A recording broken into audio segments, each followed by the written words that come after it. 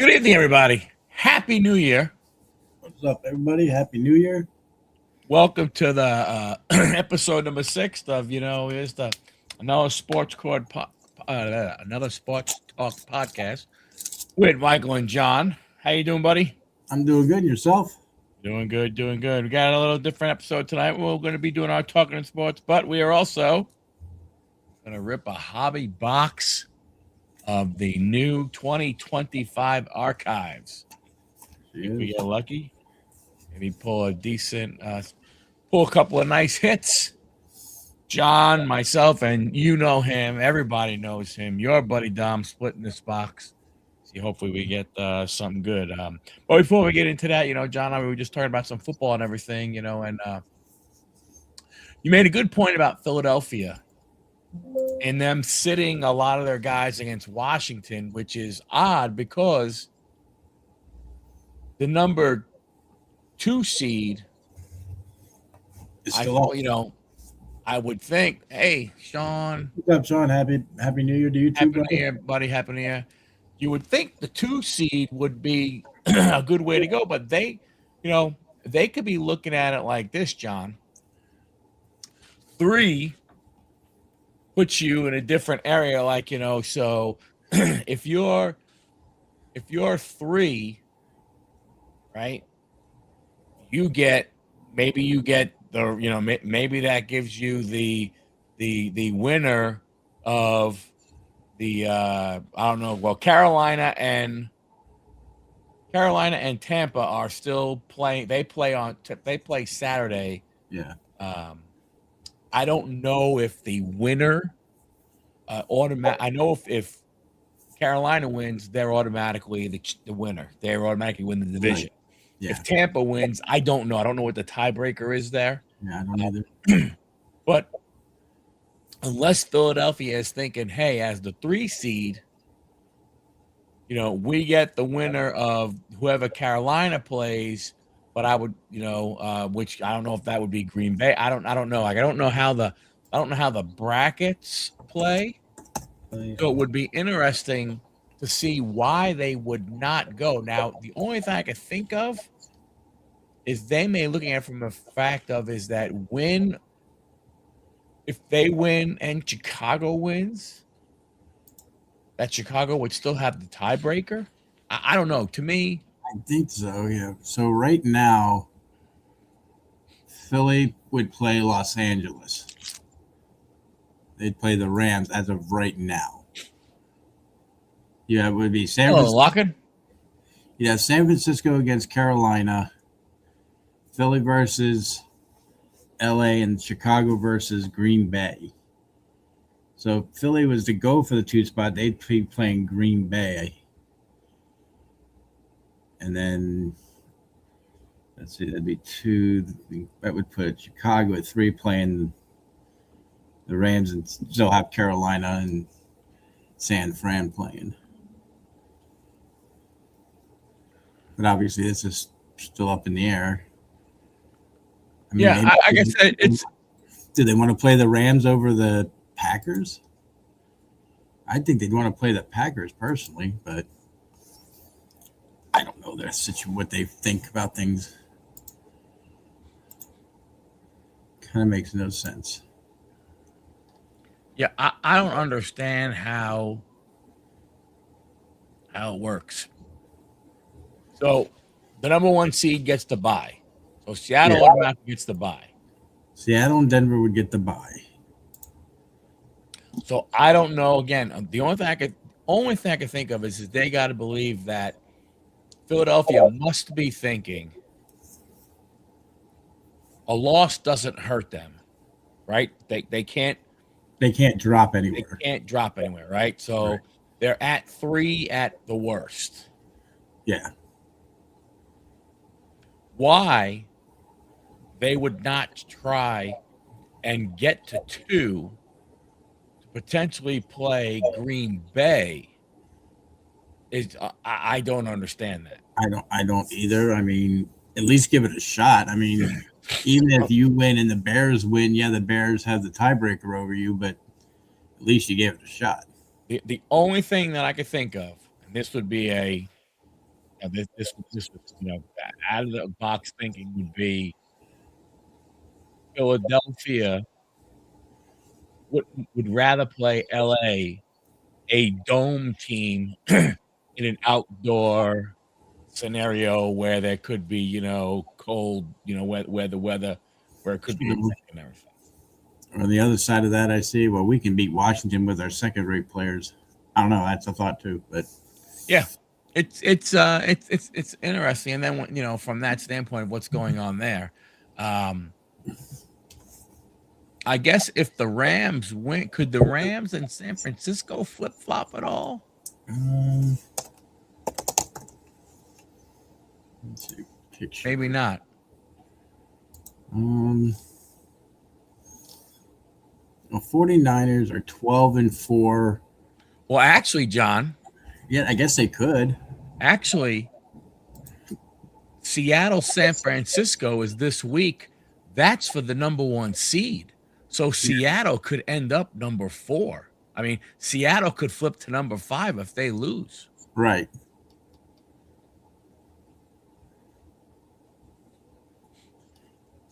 And A lot to play for. A lot to play for.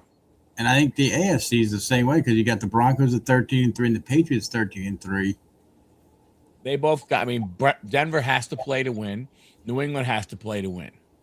Jacksonville, if Jacksonville gets to 13-4, I don't know if that does anything from that standpoint. If they can flip and they can get to number 2, I'm going to tell you right now. I don't.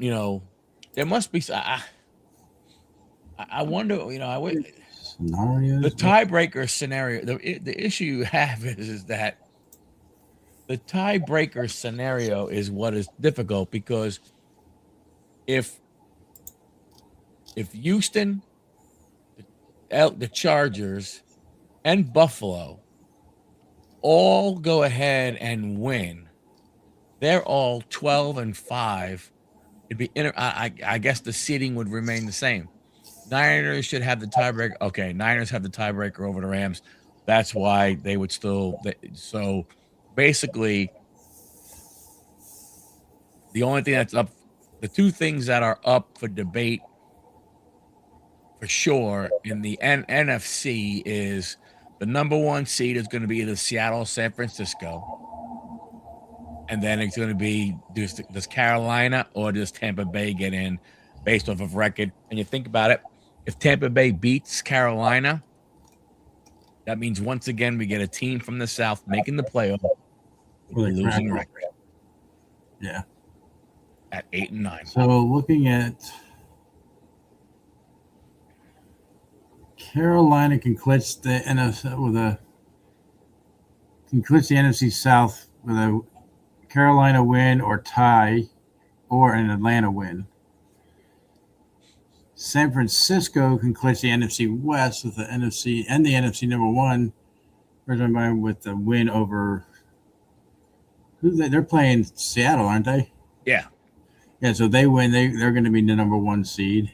So the winner of that game is number 1, and the loser is probably number 5. That's what I'm thinking. And Tampa Bay clinches the division if they win, plus an Atlanta loss or tie. The AFC is a little different. I mean,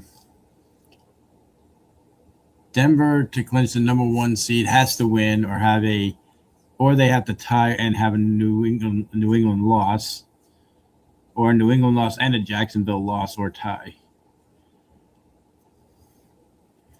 Jacksonville can get the number 1 seed, but they have to win, and both Denver and New England have to lose. Yeah, there's a lot. It's still got to be. If Tampa wins, they still need the Saints to win the tiebreaker. Not what I just read. Look at that again. It didn't say anything about.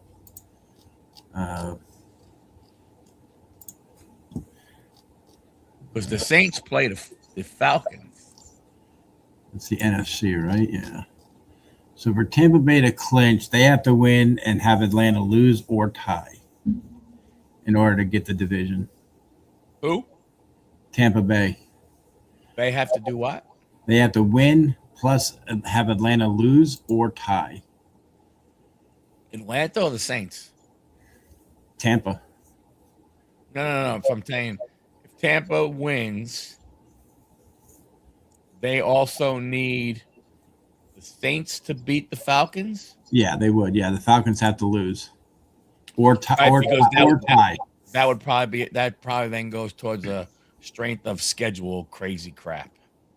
Could be. I mean, if New Orleans and Atlanta tie, that's also gives Tampa the division. At least who's the other one there with them? Carolina. Yeah. At least Carolina, they win. They're what, 8-8? 8 and no, they're 9-8. 9-8. So at least they'll have a winning record. Yeah. I think it's interesting how the NFL took the two games that are basically for the division, for their respective divisions on Saturday. You got Carolina and Tampa on Saturday, and you got Seattle at San Francisco on Saturday.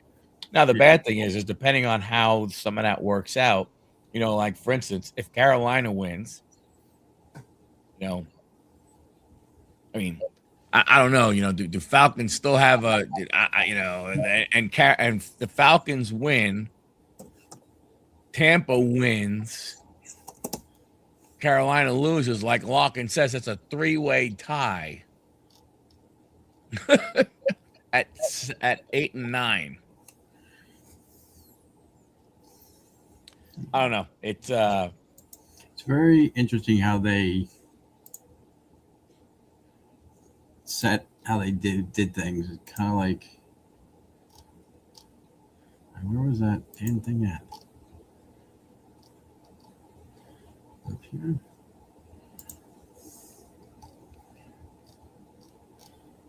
So yeah, the Falcons. Yeah, you're right. The Falcons are eliminated. Yeah, Falcons are done. They can't win.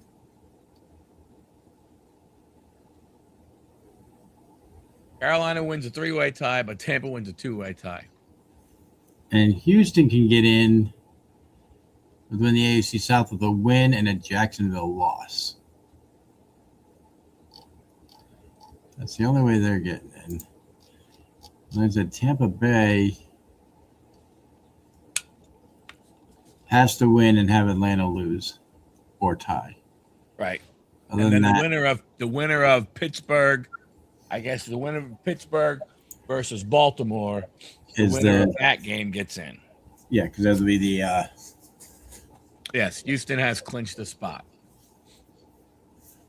And there's only one spot open in the AFC, and that is going to be either Pittsburgh or Baltimore.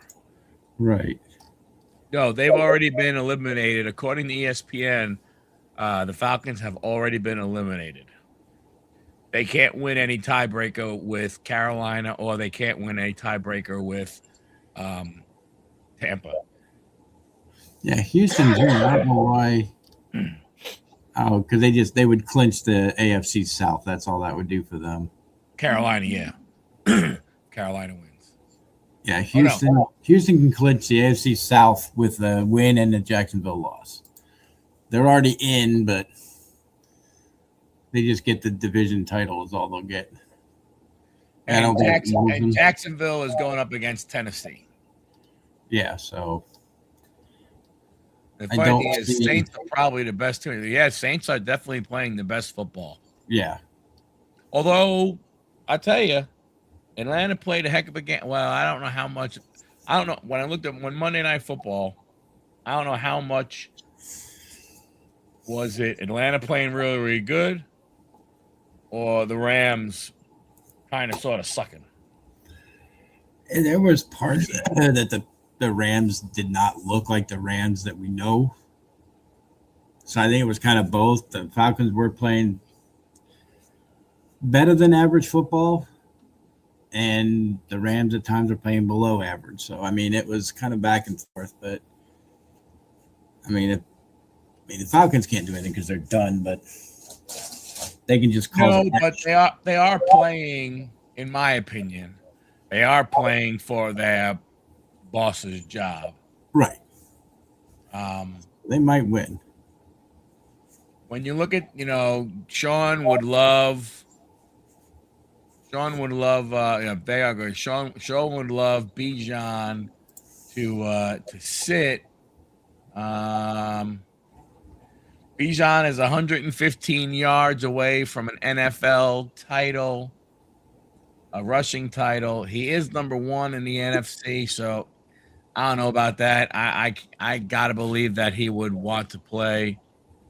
Yeah, it's pouring at the Rose Bowl, and Miami's playing pretty well, it seems, so far. Miami's winning 14-0 at halftime. So, I mean, yeah, they got a pick 6, but hey, not too bad. Not too bad. Did you see how things would change if football did like what baseball, hockey, and basketball do with the multiple games to get to the next round of the playoffs? That would suck. I mean, you could only really technically probably do 3 games, and that would be it. Because these guys just so tired out after freaking those games. Wouldn't be any good of a game in the 4th game, but yeah, it would be best out of 3 in the wild card. Yeah, it definitely would not. We'd have football all the way up until baseball starts. Yeah. Well, they're already complaining about college football that the championship game is not until January 19th. You're right, Larkin. They'd all be backups playing the Super Bowl. Yep. Which could be an interesting Super Bowl. I will say that. It would definitely be interesting. Yeah, but when you look at it, they they don't play. Here we are. We're playing. There's 3 games. Miami and Ohio State's playing now, right? So on the 31st, then on the 1st, there's 3 games. But then you can't even play 2 games in one night. You got to play on the 8th and the 9th, and then you wait 10 more days before you play in Miami on January 19th. Yeah. Philip Rivers finally makes the big game. I don't think that's gonna. Wow, that would be amazing if San Francisco they could go all the way there. They could. Although I heard Indianapolis said that they're going to start Riley Leonard on Sunday, not Philip Rivers. Well, Philip Rivers, he got what, 1-year deal, or is it more than 1 year? I don't know. I don't know what their plan is. Because with the Achilles, with Daniel Jones, I gotta believe that's most of next year. It's a 1-year contract worth $1.255 million, earning about $278,000 in cash. But also, his return resets his 5-year NFL health insurance clock. That's true. Yeah, I don't know, man. I don't necessarily know what they were trying to do, why they brought him in. I guess you didn't have any faith in Riley Leonard. But you see, here's the sad part. What did bringing him in do? No, You still lost. Yeah. He didn't win. So in reality, what did it actually do for them? Yeah, So let's see. So right now. But the restarting of any kind of Hall of Fame talk, I think, is also another thing when it comes to him. So yeah. Look, hey.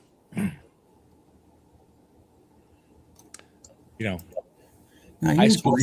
If he was a high school football coach, high school football season is done. They call you up and say, "Hey, man, we'll give you a bunch of money to come back and try playing football again." I mean, how can you say no? True. I just don't know how you can go ahead and say no from that standpoint. But So let's say the Raiders go ahead and win. yes, that's They'll be what 3-14. that's what we are hoping for. Okay. Say the Titans lose, they'll be 3-14. The Jets lose, they'll be 3-14. Giants will be 3-14 if they lose, and the Cardinals will be 3-14. Who ends up with the number one spot at that point? I believe from everything I've read, if if it comes down to where the Giants, the Raiders, and the Jets have the same record, I think part of it does depend on what happens with I forgot. There does something with strength of schedule depending on what happens with the game, and therefore the Giants would have number one, and the Jets would, I believe, have number two. Okay. Which is good. That's where the Jets want to be because they don't want to have to trade up. From everything that I'm reading, they want to get they want a quarterback this draft, which I think is not a very smart move. I think next year's class is going to be way better, and I don't know why. If we're going to pick one this year, who would you hope they take? Man, because the Giants get first pick, I don't see them picking another quarterback. I don't think so. I would find it hard to believe. Jackson Dart has, I think, done enough. And I think to be honest with you, if Jackson Dart was in this draft, he's the number one quarterback. Jackson Dart would be the number one quarterback in this draft if he was coming out. So if you're the Giants, I don't know how you move off of him to pick either. Well, right now the only, until the two top choices from what everybody is saying is Mendoza from Indiana and Moore from Oregon. But Moore can go back. Moore does not have to declare. Right? So a lot depends on what happens there. That'd be a great pick for the Chiefs to be at 8. The Giants and the Titans don't, but don't forget, Locke. And see, here's the problem with the way the NFL is now, with the slotting of the draft picks and the slotting of the prices. It's easier to move on, right? It's not like the old days, right? When you draft Sam Bradford and you pay him, a $55 million bonus and you give him a crazy contract, right? You pretty much got to stay with him. You can't move off of him because of all that money. Now, with the way it is, hey, this slot pays this amount, this slot pays this amount. It is a little easier to move on. I don't think either one of those teams would, but it does make for some interesting conversation. And that's another one. We're not going to need a quarterback, and we're picking 6 as of right now. We're not going to take a quarterback. Right. And that's what I was saying. The top, from that standpoint. So, and then that's what I'm saying. See, to me, if I was the Jets at 2, I take the best player available, or if there's somebody who else is in love with one of the two quarterbacks, I go ahead and I move off of Moore or Mendoza, because I think next class is going to be way better. Did Mendoza win the Heisman? Yep. Okay. Yeah, Jets do need just about everything. Yeah, the only thing we don't need is a running back and a number 1 wide receiver. That's basically all we got. I'd like to see us. The offensive line has been good. The offensive line is not great. I think as of right now, unless something changed this past week, I didn't get a chance. They've had the only offensive line that has started. The same 5 have started. But I think they can still go ahead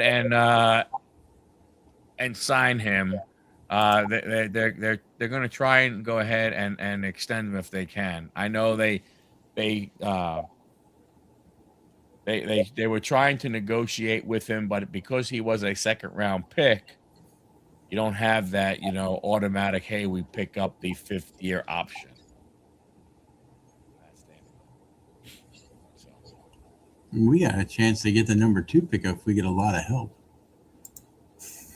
I was looking at like what we need to move up there. We need to win, and then have you guys the Jets lose, the Giants win, the Titans lost, the New York Giants or New Jersey Jets win, and Arizona win.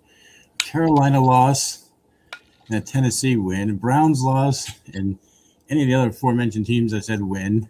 hello, Kenneth. Oh no, we lost. If we lose, then you guys got to win. But yeah, we ain't getting above. I think we might get 5 if we lose, but that's it. So, Kenneth? Yeah, I don't know. It's interesting to see how they set up stuff and how they do it. Well, yeah, and it's also it's also interesting how you look at how things have changed. Like Tampa Bay losing all their wide receivers affected them. Yeah. But Washington losing what they lost, same thing with them. Arizona really shouldn't be 3-13. They should be a better team. But Kyler Murray got hurt, and their number 1 and their number 2 running backs got hurt. Yeah, there was a lot of injuries this year. Yeah. A lot of torn ACLs and stuff like that. There's only about 6 teams are trying to win. Yeah, it's tough. I know we'll try to win just because it's a divisional team to beat them. Bucks are fine until all their skill guys got back. Yeah. I don't know. It's been I didn't think the Raiders were going to be as bad as they are. No. I mean, not Geno Smith. I mean, you didn't think that from Seattle, what he showed there. Again, not that he was a superstar or anything like that.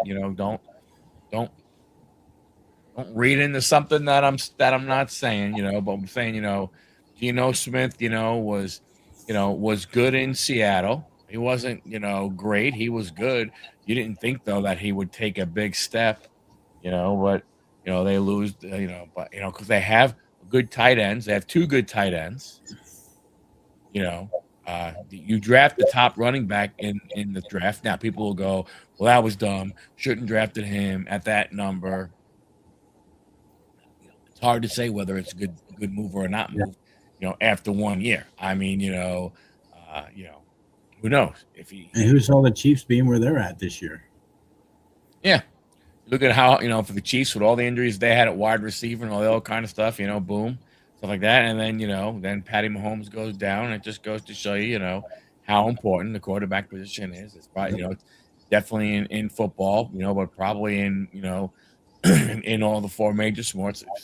If you take one position where it's football, the only other one could be maybe that could be close, might be goalie and hockey. If you don't have a good backup goalie and you're the top guy, you're in trouble. I think the Raiders, I don't understand. I don't understand why they made that move, but it's the Raiders. It's Davis. It's still he still has his father's blood running through his veins, and he went ahead and made some questionable moves also.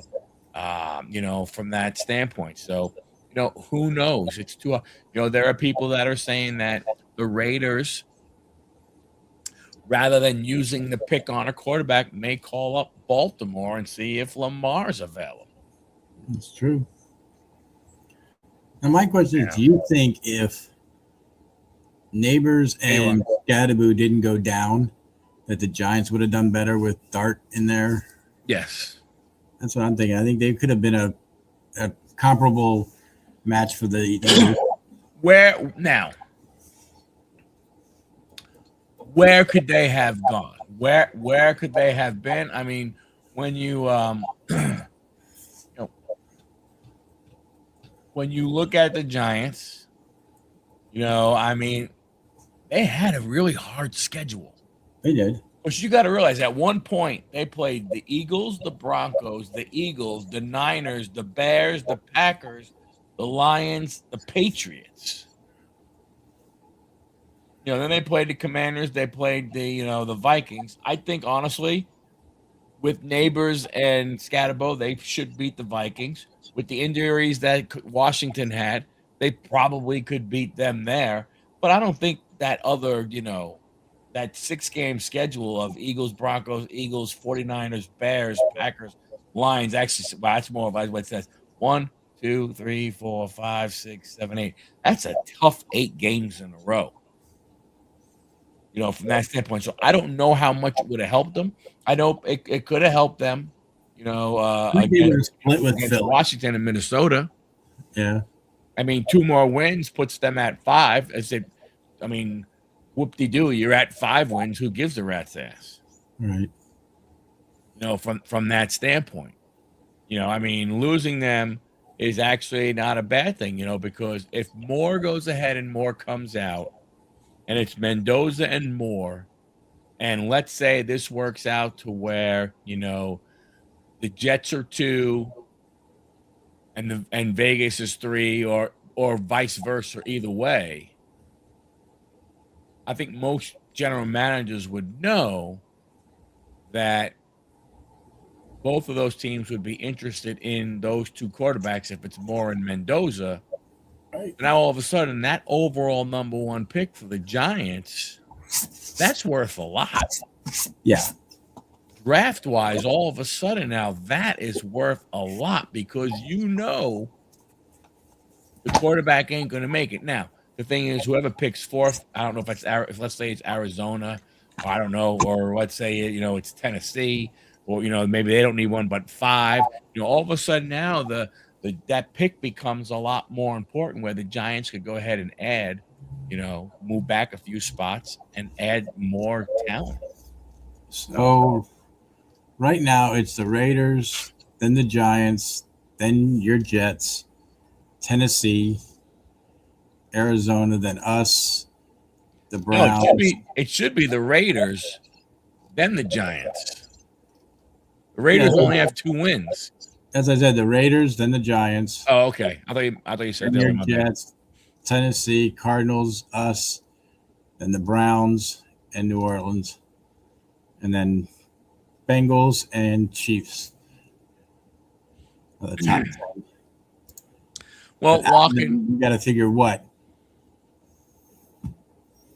All but maybe 4 need a quarterback. Yeah, I know you say not really because of the, none of these guys are worth coming up for. That may seem true in reality. But there are teams that are going to look at Mendoza. Oh, yeah. There are teams that are going to look at Moore if they come out and think, hey, they're going to sit down, they're going to interview him, and they're going to go, holy crap, we need to go get this guy. There's always the one thing about the NFL is there is always FOMO. There is always the fear of missing out, man. And when there's 2 quarterbacks that are perceived to be really good, even though to me, I think, they could be good. I don't know about all pro. I don't know from that standpoint, but I think, again, you just need somebody to fall in love with them. Look, Denver fell in love with Tim Tebow and picked him in the 1st round, and there was no way on God's green earth Tim Tebow should have been picked in the 1st round, if picked at all. And then you look at quarterback. Tom Brady, who was picked 96th overall or something like that. Yeah, all you need is somebody to go ahead and fall in love and think, oh my gosh, we talked to this guy, holy cow. let's move up and get him. And maybe it's not a massive haul like, back in the day when you would get, 2 number ones and 2 number twos. But if you're the Giants and if you could move back 5 or 6 spots and pick up maybe another second rounder or maybe even 2 second rounders, that's not that bad. That's still Has Moore declared he's going to be in the draft? not yet. He supposedly that's not until like January 5th or so. Oh, they have that long until they can decide. Okay. I just want us to pick up some young defensive guys. Yeah, I mean, Larkin agreed, but we all know how the NFL works. If somebody falls in love with the quarterback and they believe that that guy is the missing piece, there's teams that are willing to spend. Again, I'm not saying it's like, hey, Giants, you have the number 1 pick. We'll give you, a number 1 this year, a number 2 next year, we'll give you 2 number 1s and 2 number 2s. No, I don't think there's any deal like that. Anything's possible. I don't think it would be, but nothing says that. Let's say Arizona is at 5. Right. And Arizona all of a sudden loves Moore or Mendoza. And I can see them trying to get up higher to get one of those. Right. And Arizona says, hey, Giants, we'll give you a number 1 this year, a number 2, a number 1 and a 3 this year, and a number 2 next year. That might be enticing for them because they don't need a quarterback. You don't need the quarterback. Unless there's another guy in the first round that they really want that they got to get at number 1. That'd be the only thing, but I doubt it. So that's all I'm saying. I mean, don't get me wrong. I agree 100% in what Larkin is saying about with the coaching, all kind of stuff. Yeah. But I'm just saying we all know from the past, it has been proven time and time again that if a team falls in love with a player, they'll do everything they can to go ahead and move up and get that player. And like I said, and if you're the Giants, you sit back there and you wait. And if you don't like the offer, you take whoever it is you want to take. Yeah. When you look at the what do you call it? The mock drafts, there are teams that say, hey, you know what, the Reese kid is incredible, the linebacker out of Ohio State. Yeah. There are a lot of people that love him. They honestly believe that he is probably the best player in the draft. So if you're the Giants and you're sitting there at number 2, the Raiders have number 1, you're sitting there at number 2. If you don't get a good enough offer for Moore, and Moore is the linchpin here. Right. Moore is the key to team. Moore really, in my opinion, again, this is the perception of what teams believe in the quarterback position. I don't think Moore, is the type of guy that you pick and you think, man, there's my quarterback for the next 10 years. I don't think that. I don't think you look at him and think that. Now, could he turn into something like that? Maybe. But I don't think people perceive him that way right now. Right. But he is the linchpin. Because if he goes back to Oregon, then there's only one quarterback that people are really talking about being worthy of moving up towards the top of the draft. Now, there are some other quarterbacks out there that are not being talked about or that people are looking past. But that's the big piece. If all of a sudden, like if you're the Giants and Giants lose and the Raiders lose, so Raiders are 2, Raiders are 1, Giants are 2. The Giants pick then really does not be with more staying in college. That Giants pick all of a sudden loses trade value. Right.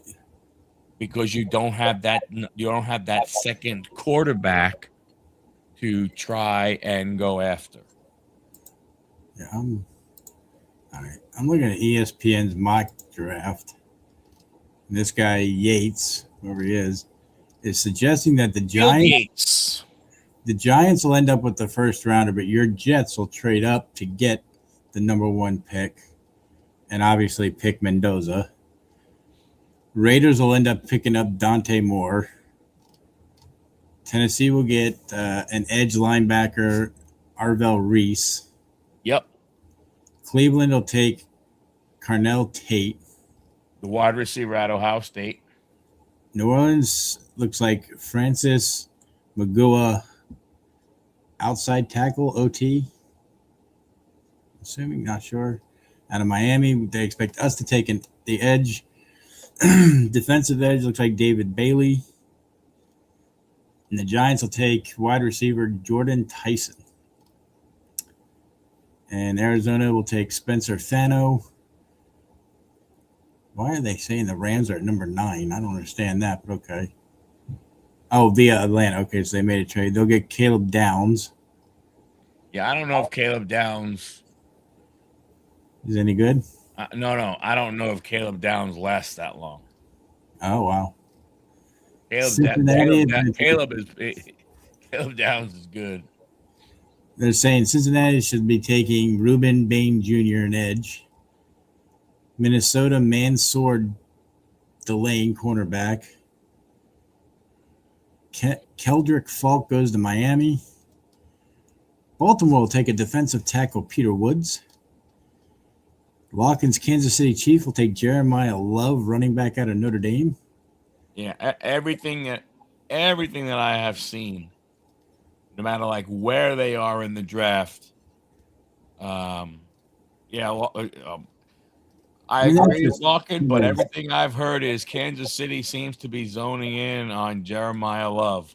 Now, maybe if Caleb Downs was sitting there, it becomes a harder choice. But I think if Downs is gone, I think they're going to take Love.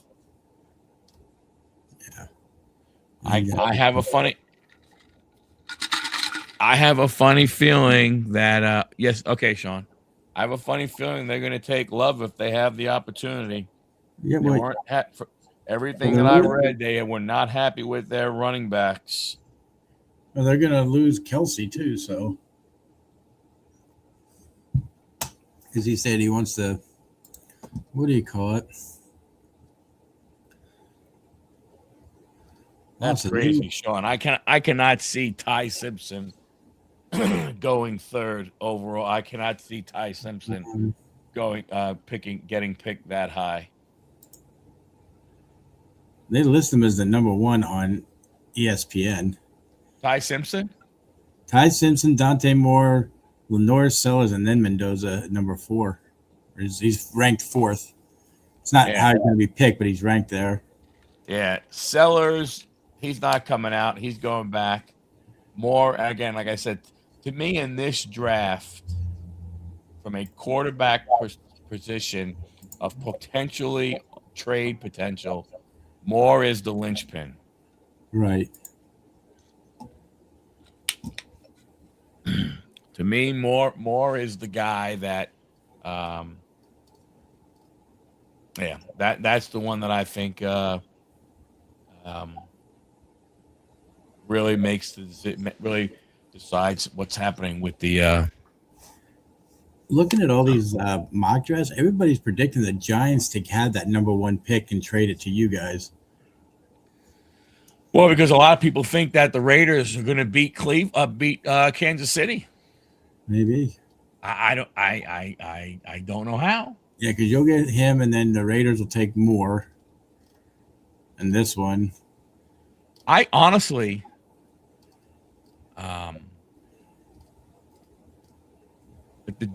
if something happens and things flip flop, and I don't know how the Giants go ahead and get. To me, if they stay 2-3, 1 and 2. If I'm the Jets, I'm not worrying about trading up. because I think the Raiders are going to fall in love with Moore than they are going to fall in love with Mendoza. And you say Caleb Downs is the good one, right? Oh, I hit the wrong button. I meant to hit the microphone, dumbass. Caleb Downs is probably the top defensive back in this draft. And they're this one here on Fox Sports is saying we're going to get him at number 7. Yep, Yeah, I'd be happy with that. that would be a very good pick. Very, very, sit back and see what happens. Yep. I know Anthony said he's going to try to get to that for at least the first round picks to see if he can get in there for that. We were talking about last night.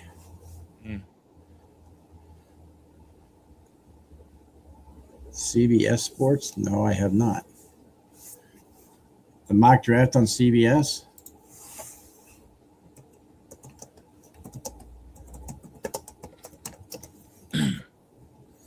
Let's see what they're saying. Look at that. I'm going to be right back. I have to get some water.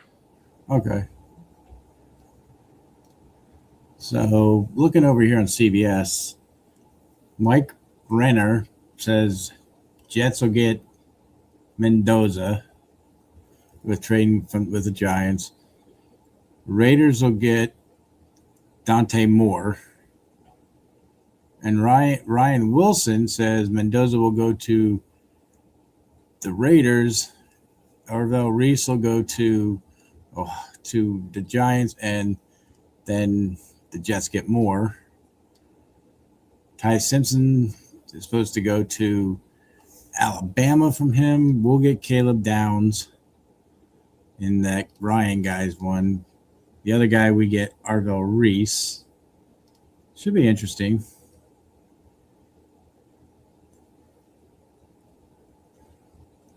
And one guy says Kansas City will take Jeremiah Love. Another one says Francis Magola OT. So who knows what's really going to happen because we don't know.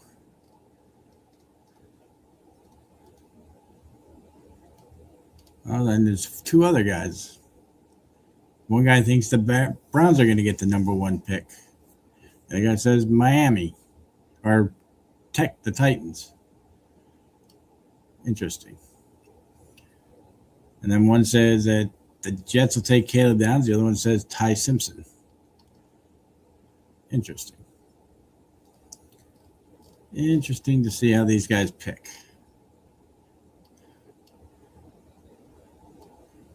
So, anyway, nobody's going to know.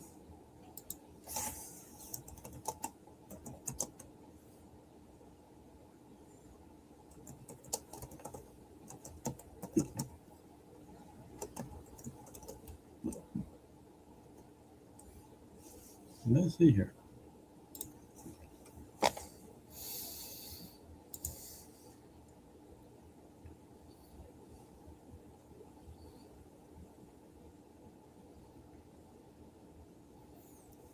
So Carson Beck out of Miami has put himself in the draft for this year as a quarterback.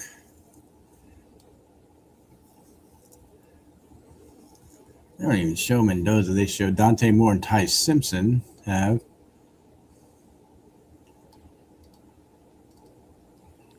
I was looking on here and Cleveland and Titans switch first round picks. On Google, it says the upcoming NFL draft, many college stars have declared early, including top prospects like quarterback Carson Beck, Luther Burden, Kelvin Banks, Abdul Carter, and Travis Hunter. That was last year. And then Beck went back. Yeah, they say 20. I wonder why they say upcoming 2026 draft then. Because then you go down here, key prospects declaring for the 26th draft is Carson Beck, Dante Moore, and Ty Simpson for quarterbacks. They are like way off here. Huh. Yeah. I think yeah, Here we go. This is a better one. Fox Sports draft declarations. Quarterback Tommy Castellanos and wide receiver Denzel Boston have so far. That's 2 of them. So I think you're going to see Arizona. I think Arizona, even though I don't think they should, I think you're going to see Arizona take Ty Simpson. I think they're going to sit there at 5. I think they have 5, but let's say they end up with 5. I think and I don't know why. To me, I don't think they should, but I could see them going ahead and taking Simpson. True. So more Dante is not. He's waiting until after the college football playoffs. Yep. To make his decision. Yeah. Which is what I mean. All right, Sean. Have a good night, buddy. Happy New Year. Happy New Year. So hey, you want to get to ripping? We can do that. Let me turn my camera around here. Get a good view. Hopefully. Let me see. Let's go that way. Do a little angleless here. Why I can't get you to be? That didn't work. That didn't work.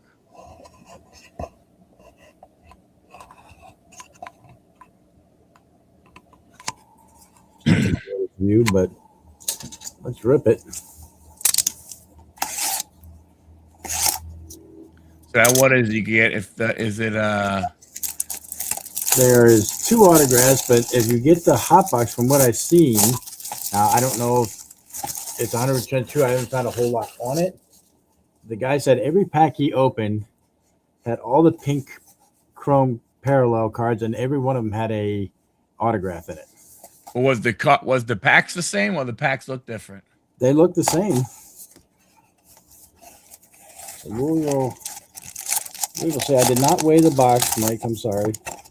Did not take my scale with me, but he only had 1 box left. He was holding it for me. So I feel a little weighty. That doesn't mean anything. So we will let's do that. Do that. They're all right there. See if I can open 3 of these without being terrible. Why? I like to save 3 packs to send them the wrappers to Bud. If they're stony. So he collects wrappers. I'm trying to do as much as I can. Yeah, so it was the one place. It was the vintage modern breaks. They got they had a pink and an autograph in every pack. Oh, wow. Yeah, first thing up, Petey. That's a nice one. Paul Schemes. Yeah. Jonathan Indy on the Royals. Our first pink is going to be Matt Shaw. Rookie card. Now, these are not numbered, I don't believe. No. And then you have... What is that? Is that the... Shota Imagaga. That's, I forget what year that is, but that is terrible. But Roki Sasaki. That's nice. Matt Guy. Ballesteros. And Lou Gehrig. Lou Gehrig. So let's go to this side next. These aren't bad. I mean, I don't think they're worth the price they moved them up to, but not like you do, man. Nope. They went to 10X a hobby. They did. Colton Cowser. Christian Campbell. Rookie card. The Jeter. Who the heck is this guy? Logan Webb. Yeah, right. Logan Webb on the pinky. Sedane Raphael. That's Jacob Wilson. Ooh, nice. Yamamoto. Oh, very nice. And Cal Riley. Oops, I'm putting those in the wrong spot. I don't know what the inserts are. I don't know what the. So the 1964 top stand-up is an insert. There's the 87 Boardwalk. There's the 95 top cyber stats. 2007 All-Stars. And I know the stand-ups you can get autographs on. I've seen that. Yeah. Got Marcelo Zuna, Zach Gallen, Jace Jung. We got Brent Rooker. Let's see. Hunter Green. A nice Brooks Lee. I don't know what year that is. Oh, that's the Boardwalk and baseball. Mm. Okay, so then put that over there. Oral Hershiser. And DeZenzo. So far, not too bad.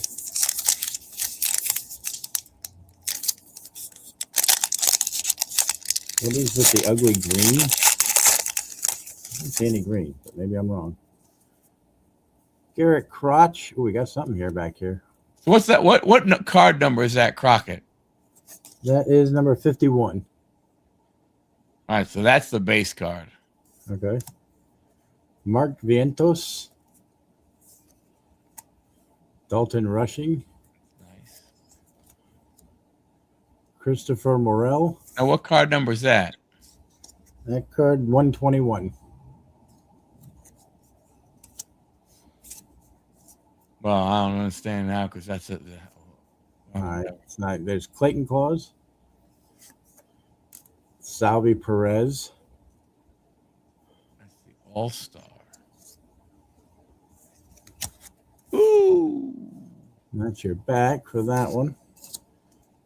Calvin, Al, and Dustin Harris. Got two of the inserts so far. The Braves card. I got to look at this. He said a green Braves. Dodgers, Red Sox, Hershiser. Wasn't that the Oh, that one. Yeah, I wonder if that's a what is that? number 36. But I don't see anything like it being. I don't know if they do a color mess up or what, but Would that be a variation? maybe. But normally, don't they? No, that's just Heritage that puts it back here. I can put it off to the side. We I can don't look see at anything under variations. No. It does look weird. You're right. Why would it have green and not the Yeah. red or the blue? Why wouldn't you have blue? I'll keep it off to the side. Check it out. Never know. I just would like to get an extra hit. That's what I'd like to get. 3 autos instead of 1 or 2. That'd be really nice. I wish they put them backwards to make it, so you could kind of, Yeah. slow roll it. We got Tariq, Framber. Bingo. Because there it is. Connor Norby is our first autograph. That's a buyback, isn't it? It is the fan favorites. Oh, fan favorites. We'll sleeve it up. Probably worth what? $1. It's a Marlin. Marlins hit. Sandy Alcantara. Tatis. Schwallenbach. And Riley.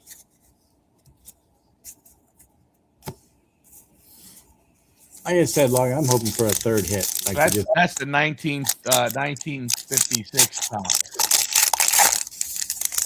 Right, let me move these. Yep. Stowers would have been better from that team. Or Sandy Alcantara. Everybody knows Bo. I think I have a place where that should go. Contreras.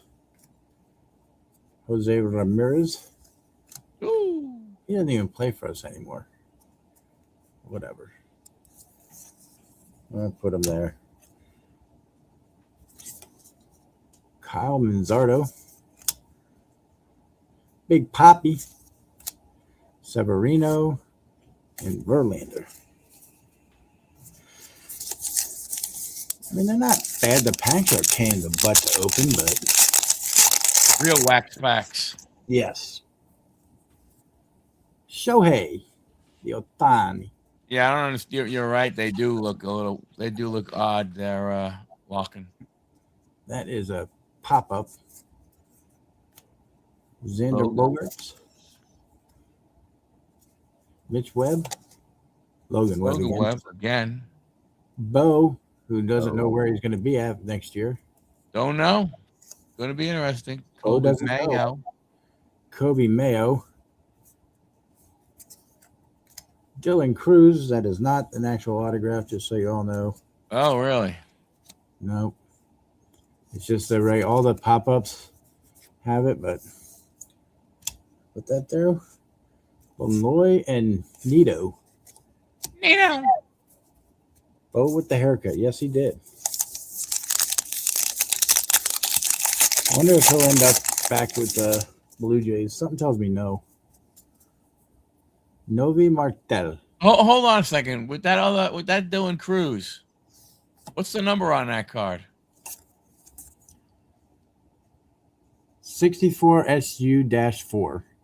Oh, okay. Because they do have one that is an autograph, but it's 64 SUA-DC. Okay, so at least we know now. Works. We got something coming up in this one too. A foily card. Novel Marte.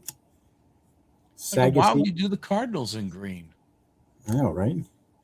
The Braves are in green all the way through, I guess. Nacho. Get your nachos. Let's see. Who is this guy? Adrian Beltre. Let's go from the back. Scherzer and Larkin. Who is this guy? Jace Jung or Jung Ho Lee? Jung Ho Lee. Oh, there's a nice Freddie Freeman.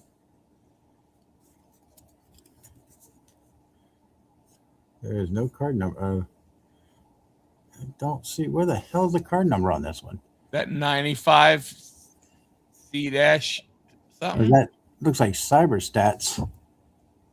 There is no number on it. Maybe it's the 95 C-B.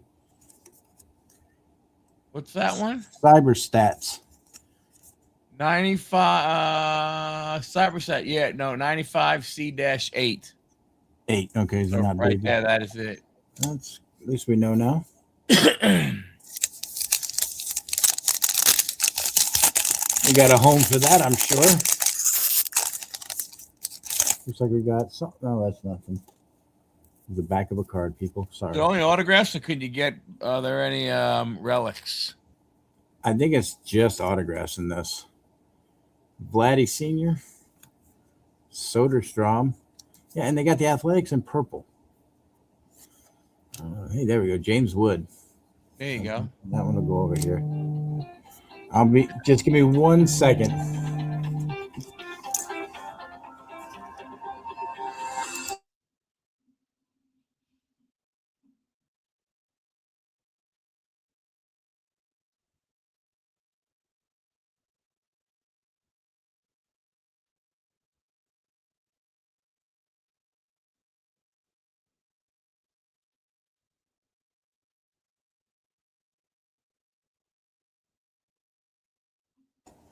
Sorry about that. I have got to check on the young lady that we take care of. She has been not well today. So I will be right back. Everything will stay just like this. All right.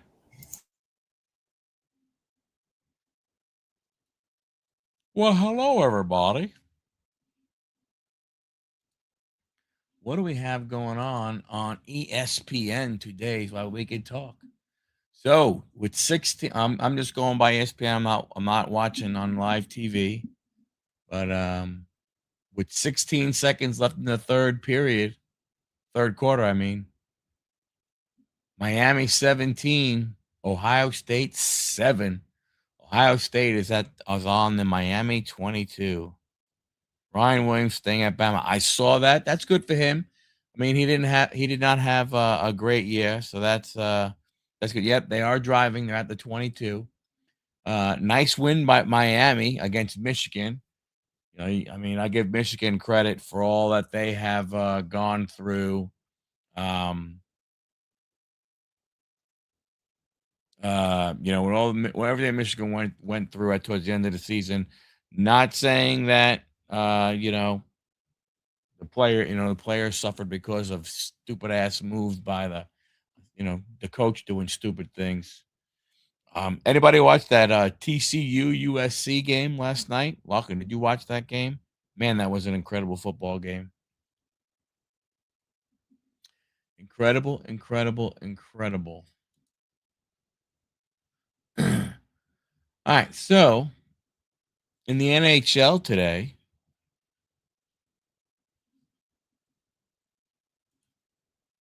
watched man, second half was crazy, dude. I wanted to go to sleep, I just couldn't. I had to keep watching.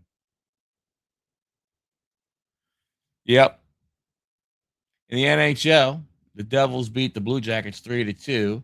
Red Wings beat the Jets 2-1. Jets can't even catch a break on the ice. The Wild in a shootout beat I'm sorry, the Sharks beat the Wild in a shootout 4-3. Lightning beat the Ducks in a shootout 4-3. Predators beat Golden Knights 4-2. The Capitals beat up on the Strangers 6-3. And there's no other finals. In the National Basketball Association, the Spurs beat the New York Knicks 134-133. The Spurs score 41 points in the fourth quarter. That is unacceptable. Bulls beat the Pelicans. Zion Williamson played. That's good. Scored 31 points. The Cavaliers beat the Suns. The Magic beat the Pacers. The Hawks demolished the T-Wolves. The Warriors beat the Hornets. And there are three other games going on, all in the fourth quarter. The Nuggets Raptors are going to go to overtime. Big loss for the Nuggets and losing Joker. Wemby got hurt. I missed that one. Wemby had 31 points for them. The Joker going ahead and getting hurt is a big loss for Denver. Huge, huge loss. Hopefully, Valanciunas will be able to at least, you know, help him a little bit. Wizards are up by 2 over the Bucks, and the Thunder are beating the crap out of the Trailblazers. Yeah, they did get so you got very, very lucky. You got that right. Boy.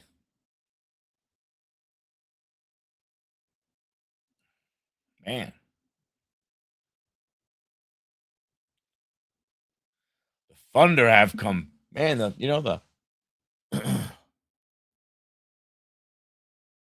the Thunder have lost back to back games to what do you call it? To San Antonio. They've lost the last time the last 3 times the Thunder have played San Antonio, they have lost. That might be their kryptonite. Might not be the team they want to meet in the playoffs. How about the NBA though being on Peacock, being on being on Prime Video, ESPN? I mean, you have to have 14 different channels to go ahead and. That's the bad thing about sports now. You have to have 14 different you have to have if you want to watch your team play, it's tough. Number one. Number two, depending on where you all live, you get blacked out. Like, it's funny. Like right now, the only games I can't watch on MLB TV are the baseball team from Georgia. But when I move, I believe I still can't watch anybody that they play on MLB TV. I think I also can't watch Baltimore, and I believe I can't watch Washington. It's crazy. Mavericks, that idiot should be in prison for that trade. What a crime. Yeah, tell me about it. Tell me about like h- how do you make that trade?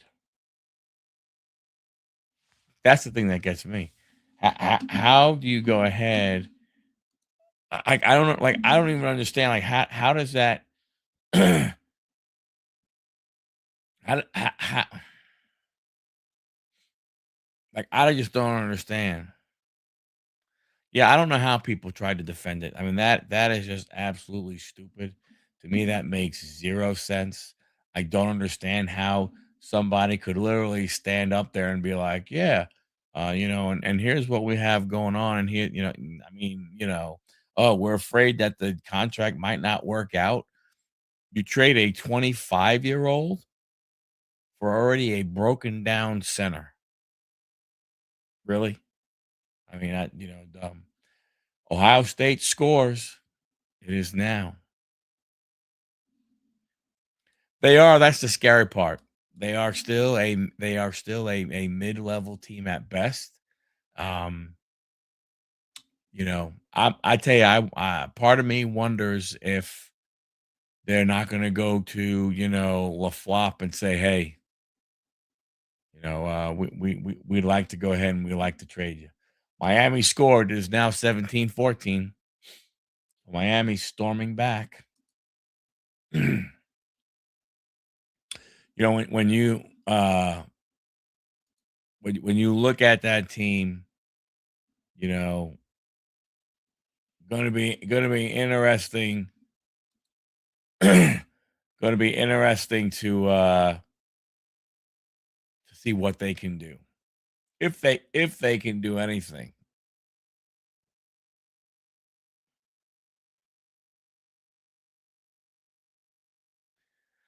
They're just a Jekyll and I don't know, that team is crazy because there are nights when you look and you go, "Man, with Edwards and Randall and oh man, that Wemby looked like he might have had a little hyperextension to his your microphone is off, John. Sorry about that. Give me 1 second. I'm gonna do a little organizing. All right. Um yeah, walking, I mean, These up there. I know. Well, it just goes to show you that some guys aren't made for the big three. All right, here we go. We are back. Got a Corey Seager. That's a nice card. That's pink. Ooh, Jaron Duran. that's nice. Mikey Trout. There you go. Brian Reynolds. And Mario Lopez. Or Pablo. Yeah, one of those. It's one of them.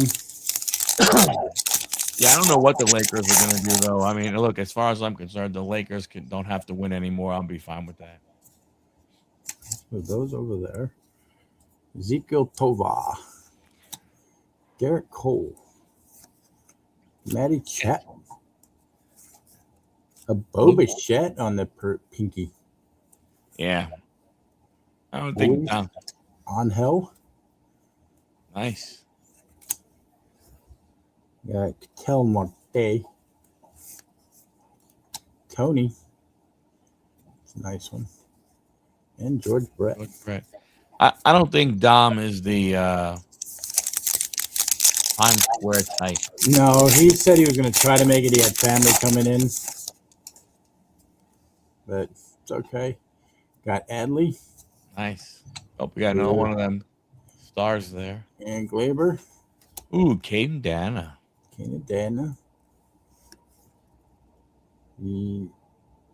Yo, somebody.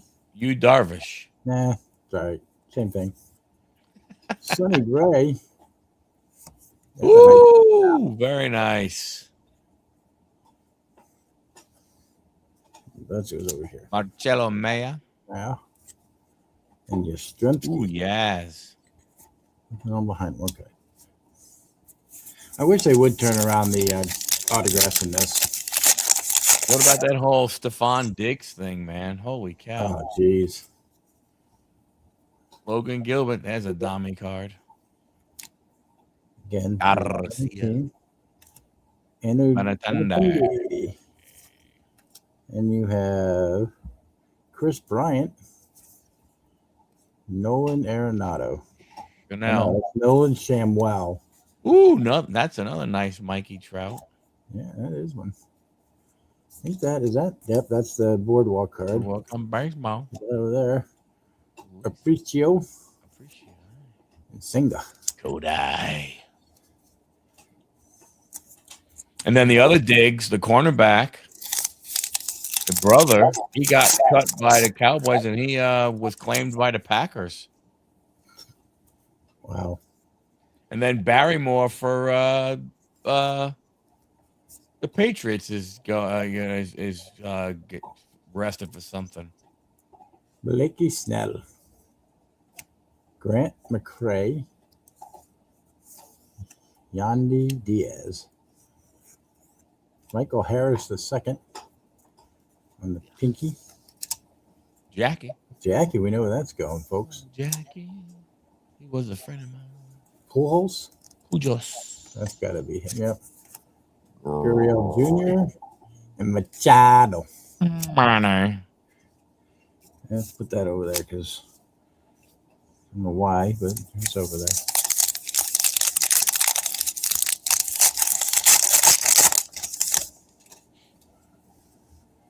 Jason Dominguez. Got some different color of foil here. David Fester. Blue foil? That's what it looks like. Gene Carlos. It's a Medi. Maybe we'll hold off onto that one. Come back. Let's put that right there. Then we got Edgar Cuero. Matt Donnie Baseball. Reese. Hoskins. Peralta. Freddie Peralta is going to be a hot commodity. So if that is a blue foil boards are Juan Soto, baby, are 1 in 345 and numbered. 10 out of 25. Oh, that's different now. Might have to fight you over this one, guys. It's my boy. I was really hoping that was going to be the autograph. That would have been sick. I don't see what the number blue foil board. Yeah, hobby. One in how many packs? 346, 345. Wow. But that's only in hobby boxes, but it doesn't say about it being numbered. Well, that was definitely numbered. Yeah. 25. So we got Chase Petty, Jack Flaherty. I'm going to move slow so if we see an autograph, we know that I can just hide it maybe. Nice Hank Aaron.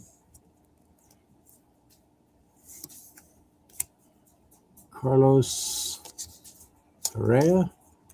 Matty Chapman on the whatever that one was. Brooks Lee, and what's his name? Jordan Westford. So far, it hasn't really been that bad of a box, honestly. I mean, that would have been nice to get an autograph in every pack, but our luck, it would have been all people that were useless. Yeah. Like they're not showing they're not showing the numbered numbers. Huh. We got Cade Horton on the Cubbies. At least not on Beckett. Alan Roden. Chippa. No writing on that one. Teoscar Hernandez. We're good there too. We got Eloy. Or no. Somebody else. Okay, this is not a actual auto. Leo Jimenez. Eloy, it's all the same. Chase Dollander. Never heard of him. Colorado. Hassan Kim. And Chris Sale. No, it's not Hassan Kim, is it? No. Hassan Kim is with the. Hyesung Kim. Oh, Hassan Kim. I think they say the same, but pull a chipper, auto, and have. Yes, I would. And I know he's in here. I know that. But he's going to be one of those, like, one in every 700 cases to pull. Wouldn't mind pulling a redemption. I would be okay with that. He's a stand-up. His Chipper's autograph is a stand-up. Stand up. Rhett Lauder. Kyle Tucker. Angel Martinez. Matt Chapman on the purple. Wyatt Langford.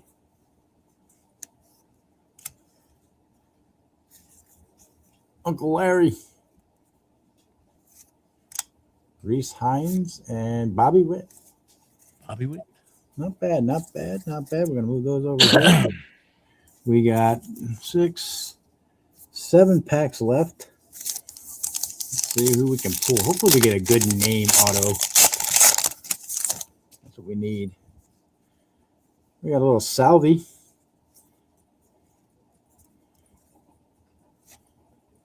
Do you like Jazz?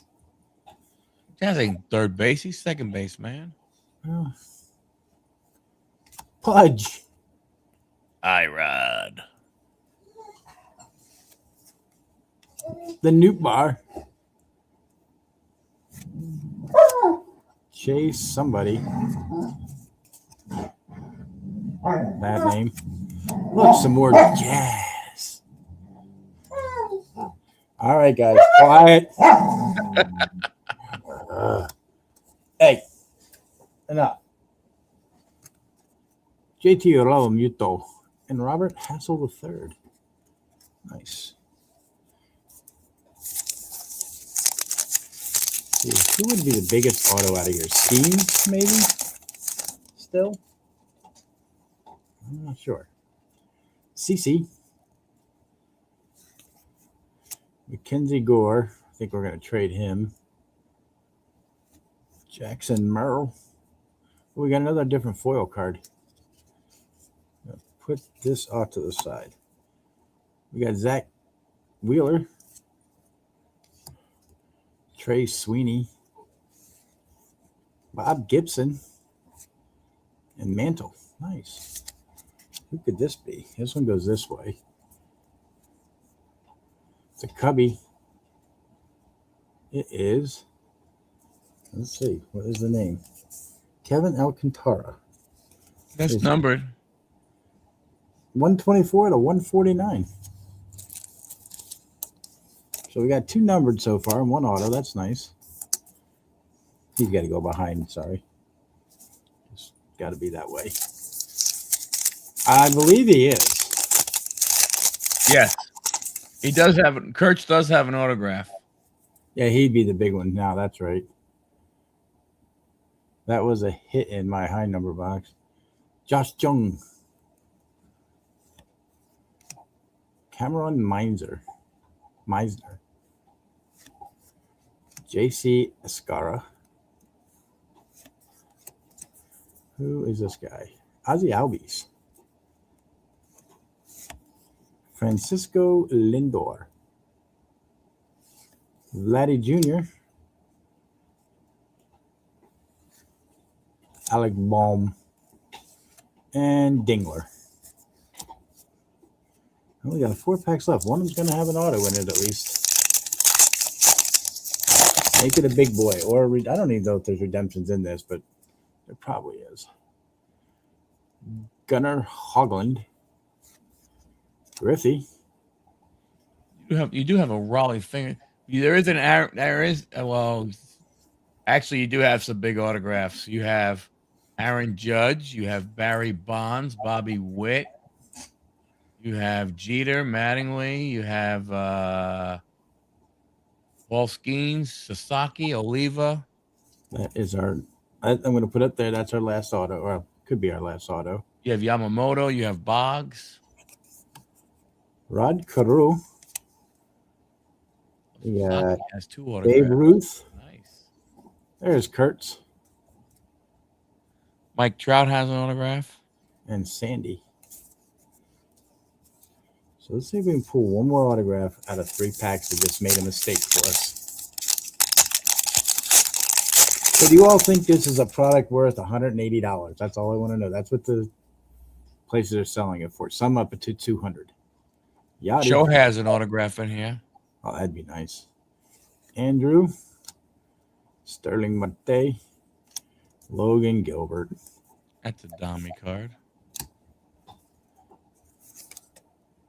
Luke Keyshaw. For 3 Reggie. boxes. Yeah, you got that right. Throwback on the Reggie. Ben Rice. Ben Rice. And Finding Nemo. Nemo. 2 packs left. Thing is, I think that Nolan Ryan has an autograph in this. auto, if I looked at it right, was a Marlins, which is going to suck. 2 Marlins. Yeah, who's on the Marlins is any good? There's Nolan. Pedro. Anthony Volpe. Ian Happ.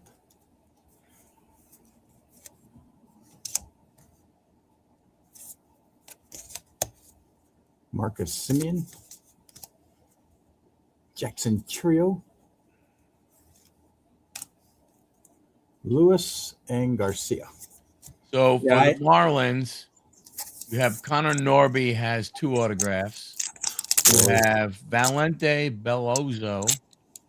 You have Griffin Conine. You have Hanley Ramirez. Wasn't Griffin Conine supposed to be a big one? He was at one time. A. Ron. Wow. Will Wagner. Adele Amador. Will Smith, the white version. Dansby. Yeah, Danby. There we go. I like that. I like it. Come on. Put him right there for now. Riley Green. Riley Green and Pena. Pena. It's not a terrible ending to this one, but we're not done yet. If that's a Marlin, it's not really a good ending. It's not a happy ending. Let's just put it that way. I mean, we did get 2 number cards, though. I don't know how long. Yep, Hanley Ramirez. On the At least fan. that's on card. How is he all I want to know is how is he a fan favorite? He was a fan. Solid box, not worth $5 million though. Happy Wednesday. Hey, Dommy. To get 2 Marlins autographs, though, you can't just like. Is it a 101 at least? That would be a no, probably. Nope, no numbered here. So 2 Marlins. Yeah, I mean, you couldn't put a different team in, really. That's a 25 Soto. Yeah, we got the 20 out of 25. A 1 Soto. We got out of a 149. Kevin Alcantara. We did get the Juan Soto. What did they call these things again? Cyber stats. They got a Byron Buxton too, just so you know. Then we got in the inserts, Jackson Churio pop-up. This is all-star, right? Yeah, Vladdy Guerrero. Dollander on the pop-up. Chapman on the cyber stats. Oh, there's a card underneath you. Whoops. Jackie, I'm putting that off to the side. That we know where that's going to. Cal Ripken on the All-Star. We know where that's going to. Yeah. I don't know why Brooks Lee got in there, but It says that's not insert. That's a throwback. Freddie Freeman, Cyber Stats. Dylan Cruz on the pop up. And now we know that just doesn't mean anything. What? The green for the Braves, because all the Braves were green. There are some image variations. And Salvi Perez on that. Then our pinks. We got Logan Gilbert, Chapman, Harris II, Bo Knows. No, that's not the Bo that knows, though. Corey Seager, I think we all know where that should go. But we can always talk it over. The guy doesn't play for us anymore. Logan Webb and Matt Shaw were our inserts. Like I said, not a bad box. I agree with Lawkin that it should not cost as much as it does. I will go through and see if I can find any of the image variations, if we got any of those. It'll take me a little bit, but it is a cool product. Just the price is too high for it. In my Agreed. eyes. If you could get this now, if I could have got this off Topps website for the $139, $149, not terrible. Now, so if you guys want, let me know. You guys gotta let me know what you want, what cards you want, teams you want, and all that. And if we want to send other cards to other people, I don't know if you guys want to send the Dodgers to you know who.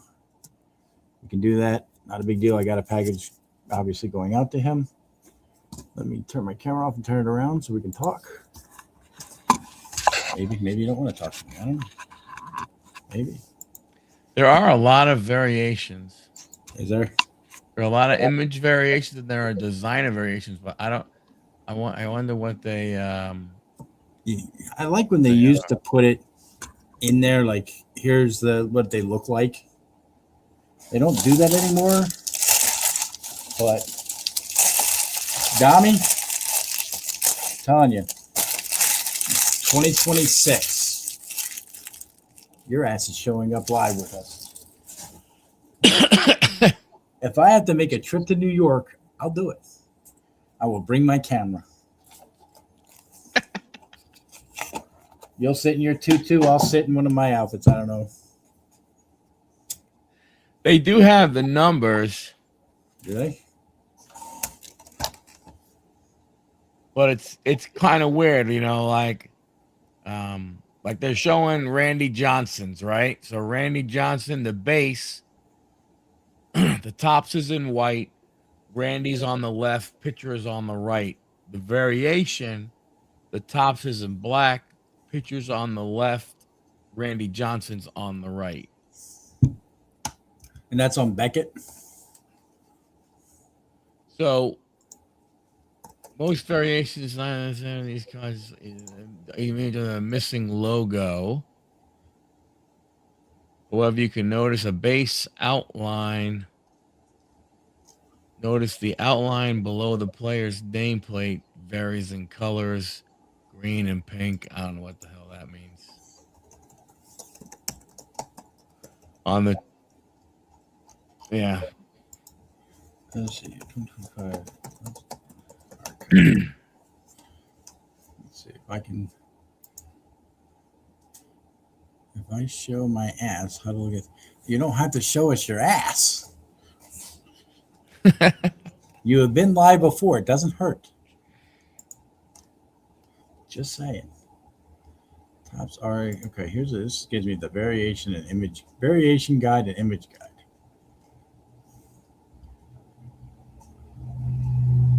So 1964 top base is 408. The image variation is 450 and designer variation is 453. right. And that's those little numbers at the bottom that, Okay, so 422, 454, and 451 to the 96. This is just going to be. So basically, the 450s are your variations. 450, 454, and 452 are image variations, and then 453, 451 And are 453, it shows are design designer. variations. Now, what are they? I'm looking at that Randy Johnson one. Okay, so in black. Yeah. That's the only difference there. But then when you get to some of these other ones, like when you look at I wonder the design variation. I don't know, like on that, we did have some that had a gold foil, or looked like their name was in gold foil on some of those. Like when you look further down for the Julio. Let's do this. Move these But out I of the don't way. know. Maybe I can look through some. You see? I don't know. I'm looking. There's a Shohei version on eBay.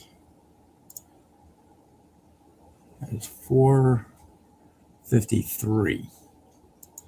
I know we pulled a Shohei. It wouldn't have been in that stack. It'd probably be in this stack. I can look to see if that Shohei is one, maybe. Quick. Where are you at, Shohei? Mr. Shohei? Ohtani. I mean, it's probably not, but hey, because it looks like this guy says that the design variation short prints are 1 in 291 packs. Yeah. We did get it out of 25. Just saying.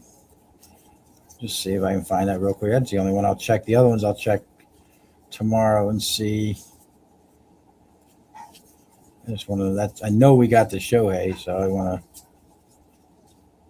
There he is. I'll get the phone out with the magnifying glass because my eyes ain't that good.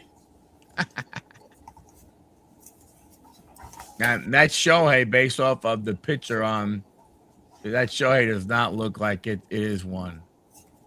I don't know what the variation one is versus the one, because there's one of him hitting and there's one of him, just standing up. The Jeter had a variation, but I don't know how close or far away it is. Okay, so let's go back up here. Nope, it's a 6. That's a base. It's 408. Like I don't see. I'm trying to match this card up to the one that's on eBay here. It looks identical. I don't see anything different. On what? Like I'm looking at the Shohei that's a design variation on eBay. And it's definitely a 451 or 453.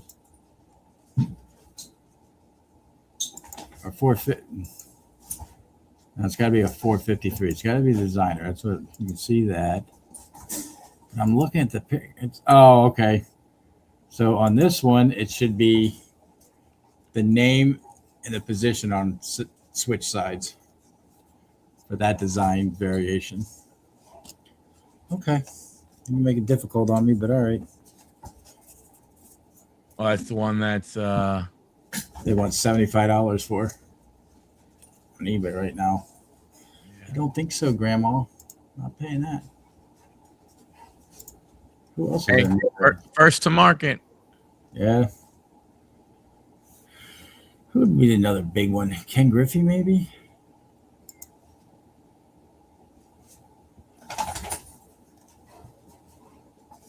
There's a Jacob Wilson one. No, we got one of those. I'll have to check that. The variation, image variation, is him in the clubhouse. Let's see. Oh, the Ken Griffey image variation is $95. And another one for $125. Holy crap. Oh, wow. They got a green foil in this aquascope foil. Wow. So I will look for these and hey, Gabriel, enough. And that'll stop you real quick. There's a Shohei Red hot foil board, 50 out of 50, $2,000. Yeah, no. Yeah, just let me know, you guys, with the Mets, how you want to do it. You guys aren't getting the Soto cards. Sorry. That's probably the only 2 cards in the James Wood that I'll keep out of this. You guys can have everything else. So, and if you want me to send Cubbies to Matt and Dodgers to Brandon and so forth, just let me know. Or I can send them to you guys. You can ship them out.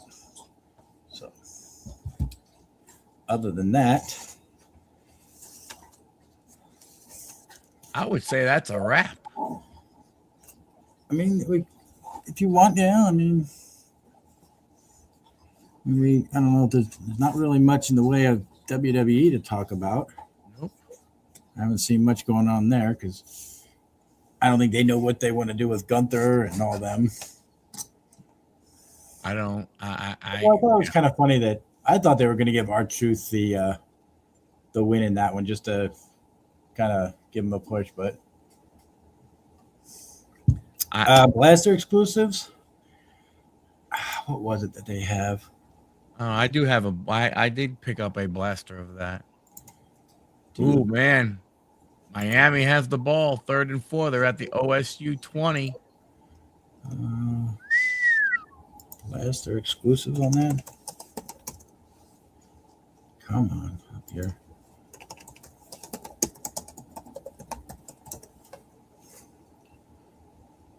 I don't believe that there was any directly. I mean, they do have a gold black parallels is it for the value boxes. That red hot foil board is one. Okay, so you can get the rainbow foil board, the green aquascope, red, and foil fractors and printing plates out of the blasters. A lot harder to pull. Thanks, Tommy. But the black foil boards and the flashes are 1 and 6. Oh! Miami 1st and goal. And we could have gotten a fan favorite colored one. That would have been nice too. Yeah. I would have been happy with that. But you know what? Overall, not bad. Not bad at all. Could have been better with like. I just think it's amazing. 2 Marlins autographs. Yeah, why couldn't you give me like one of somebody else? Out of all the autographs that are there, you got to get 2 from the same friggin' team. 2 Marlins, go for it. Why not? That's like it's asinine. Of all the autographs that are out there, you can't break it up to where your machine does not put 2 of the same team in. You know, I tell you, I would love to know what the how that happens. Like how, because how they know what pack to put it in, what player to put there.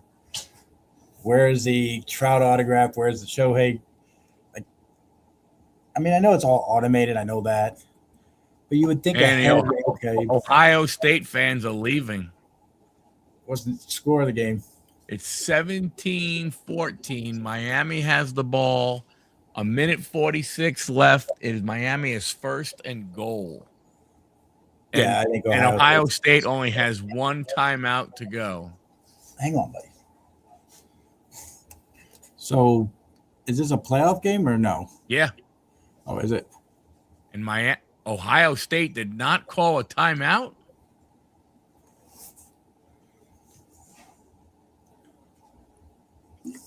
Ohio State is letting the clock run.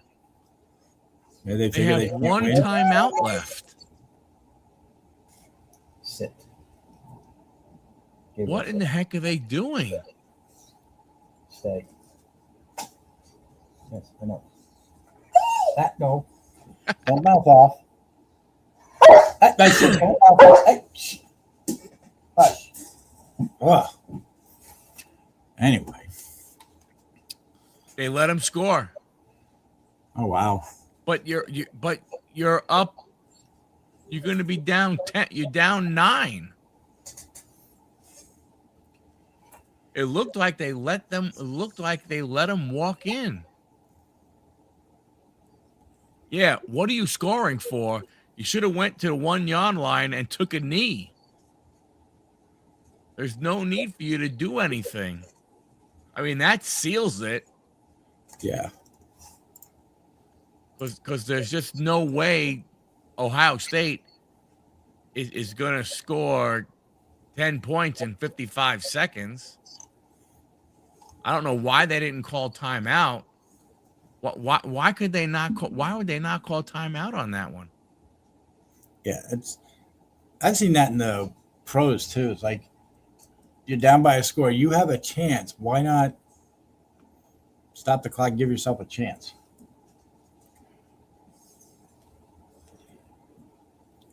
So if anybody, I know it's probably just Lockin and Dom in the chat, but my LCS does have the Heritage high numbers for 139 a box. But that you're only going to get one autograph in unless we get lucky. Oh, really? Yeah, they only offer one autograph in that now. Wow. Or it could be a memorabilia card. He does have the archive blasters for $27. It's not bad. Hey, you got one. Why don't you rip it? What are you saving it for? Oh, it's sure where it is. Because I got to start. I have to go ahead and get back into making videos for the channel. I got you. I cannot believe Ohio State did not call a timeout. They let that clock run down. I just don't. Wow. And what's his name was saying that good day. Hey, what's up, Dave? And what's his name? Brian Day or whatever his name is. The coach was saying that they shouldn't have lost. They went ahead and that was just one of those things. They lost focus. Wembanyama hyperextended his left knee. Initial test came back negative and no major injury. I don't want the kid to be injured. I just,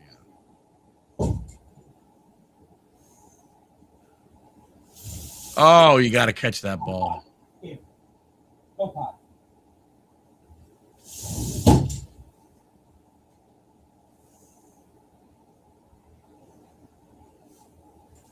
That's true. It is. It's already New Year's and it's already 2026 in Australia, isn't it? I'm glad Ohio State's out.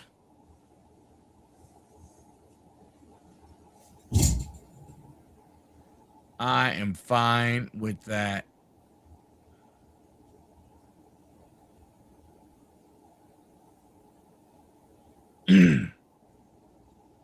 Oh, Miami just intercepted. Game over. Come now. Come. Come on. 3 p.m.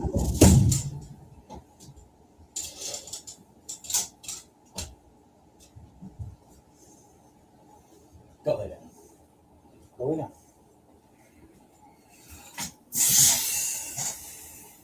What do you mean all 5 bye teams have lost? You mean even from last year? If that includes what, last year's playoffs, Lockin?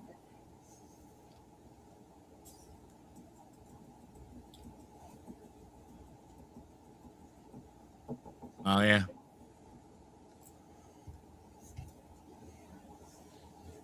I can't wait tomorrow. Oh, what a nice day of football. Oregon, Texas Tech at 12 o'clock. Carson Beck, look at that, man. He leaves Georgia, and look at what happens.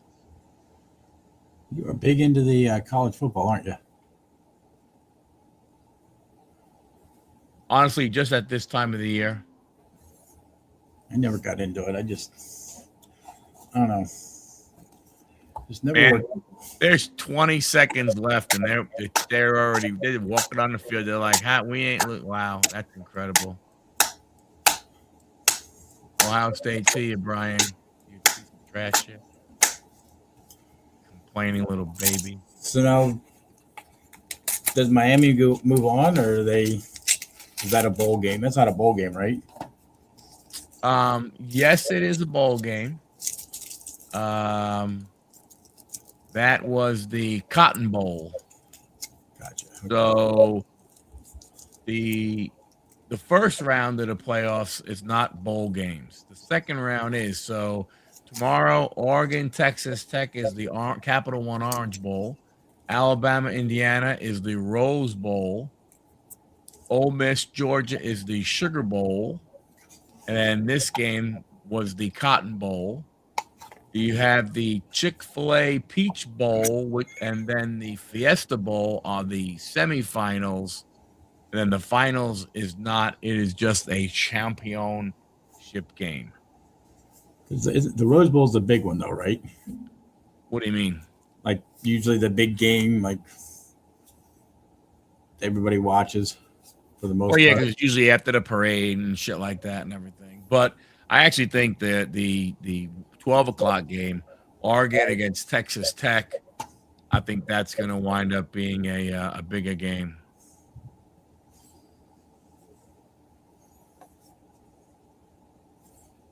Yeah, so if Georgia wins, it'll be Georgia-Miami, and it'll be Carson Beck going up against his old team. Oh, wow. Crazy stuff, man. It is. Definitely. Tech is loaded. Quarterback is a little iffy, though. I don't know.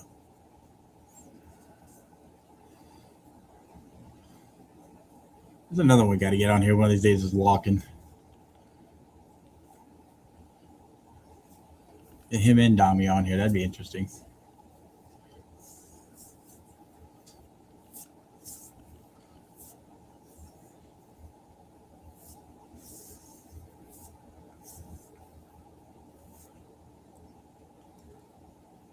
So let's see. Next week I think next week we're doing, I think we were talking about Houston versus Dallas in the dialed in game. If you watch it. So we lost because we didn't take that other quarterback we should have. We took Lamar. But it's all good. If we took Lamar, who did they take? Who was it? Hang on, I can tell you right now. It was Baltimore, wasn't it? Yeah. They took, which we thought was kind of odd that they did too. True, Locke, and I thought he was one of these like 6'5" guys. They took Flacco. Hey, maintain control. Dilfer did win a Super Bowl. And I think was it Dilfer that we put? No, it wasn't Dilfer, I don't think. Let me look here. Ravens all-time QB.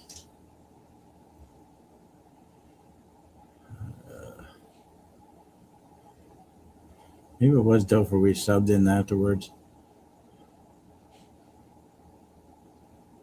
No, we put McNair in. And McNair would have won it for us by 6 points. Oh. I think. I mean, he only played for him for one season, but it is what it is. It's still good. It was a good time. But, yeah, we're doing, I believe it's Houston versus Dallas next week. I think we were trying to do, like, states that have two teams to go against each other. You're not fighting then for players on the same team. Yeah. So you should be able to pull some good ones out there. There's no big WWE shows coming up for us. No, they don't. Nothing until the 28th, and that's Riyadh. Yeah. Well, yeah, they do have NXT does have what I think on this.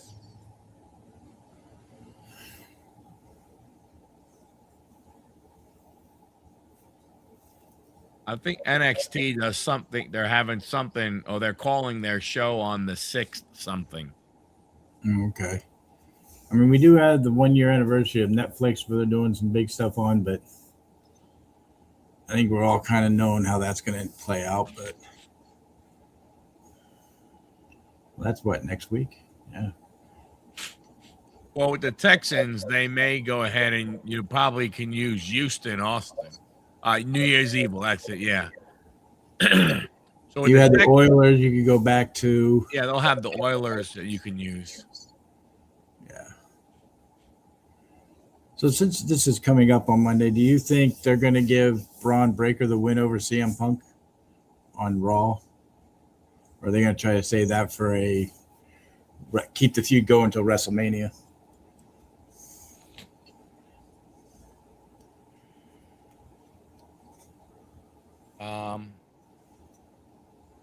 I don't know, man.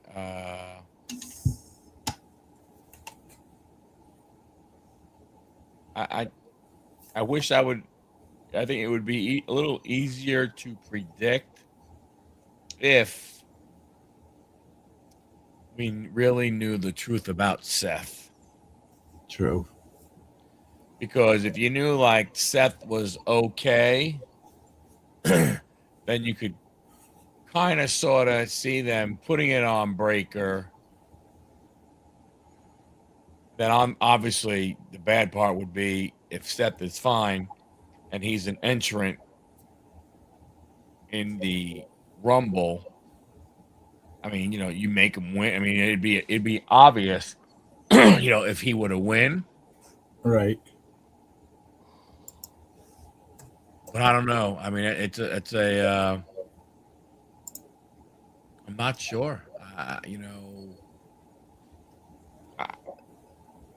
Braun to win, rematch back to CM Punk at a major event. Yeah, Dave. I mean, I get that. I don't think that's that bad of an idea, but I don't know.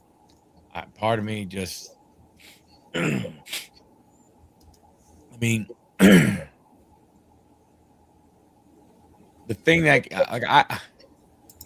what I would like to know is what do they truly think about title runs?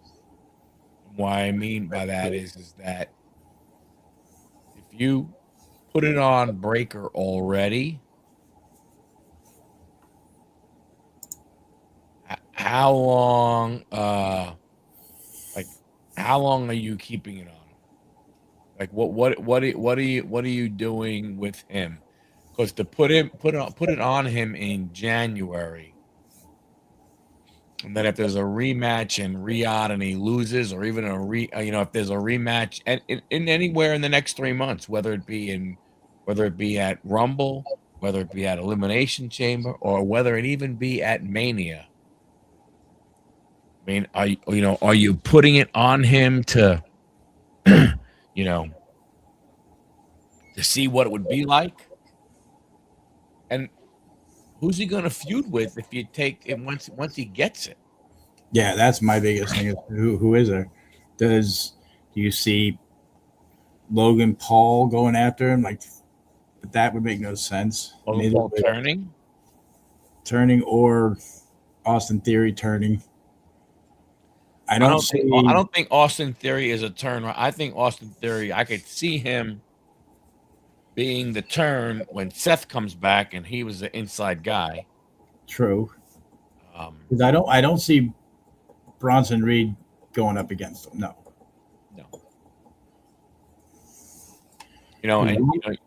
Roman's not going to go after him. You've taken Jay out of the mix. Yep, because now they're tag team champs. You know, and do you really want to put Gunther up against them? Be interesting. But again, what do you do?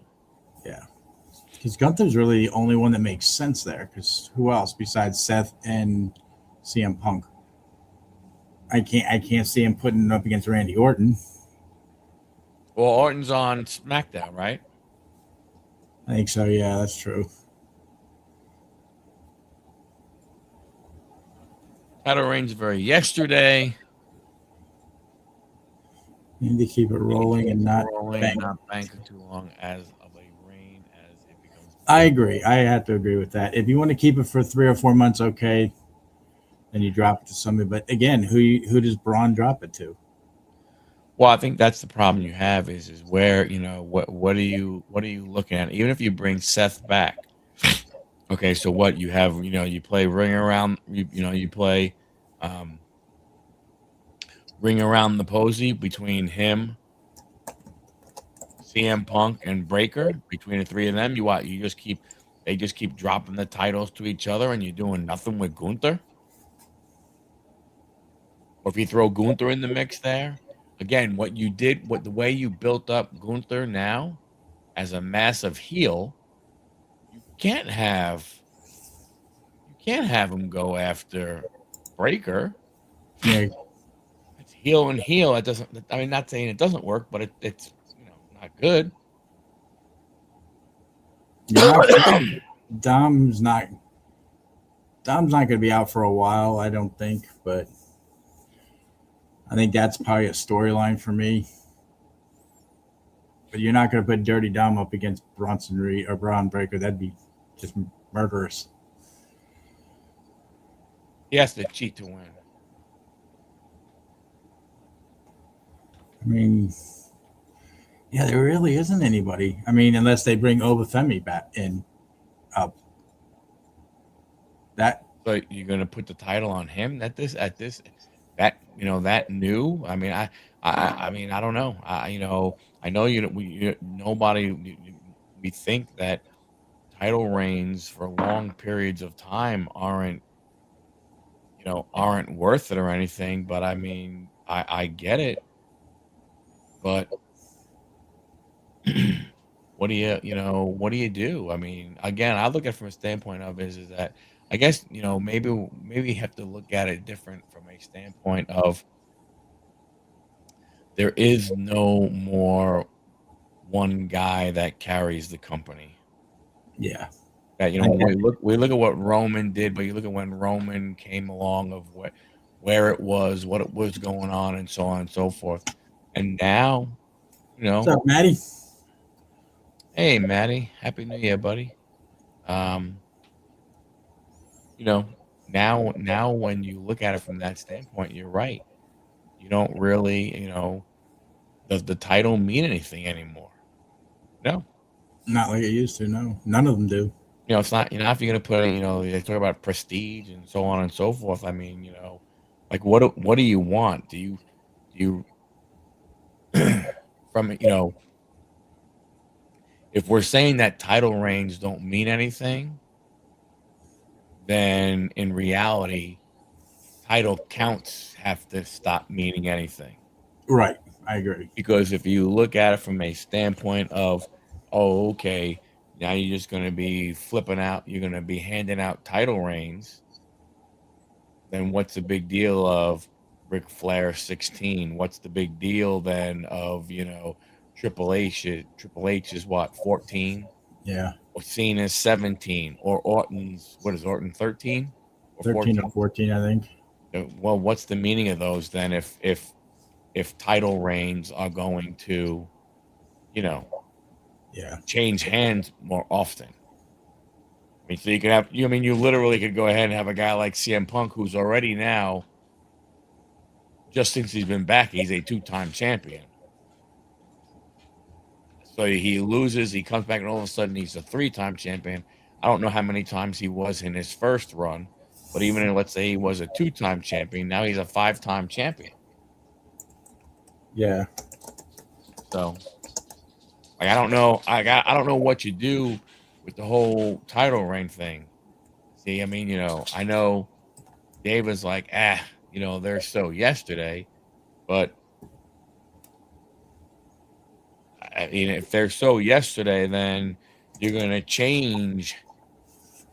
You're gonna change history a lot. So he's had 5 reigns. Right. 2 is WWE champion, 3 is the world heavyweight champion. Right. So yeah, it would make reigns. Like I said, unless you have him, like you said, it would make no sense. Why would he drop it to Braun just to get it back again? So that makes him number 6. Whoop-de-doo. Yeah.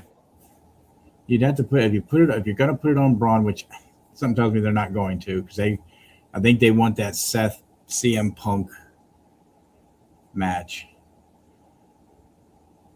Yeah, but that match doesn't mean as much because of what the Vision did to Seth. True. Unless they bring Seth back and it was all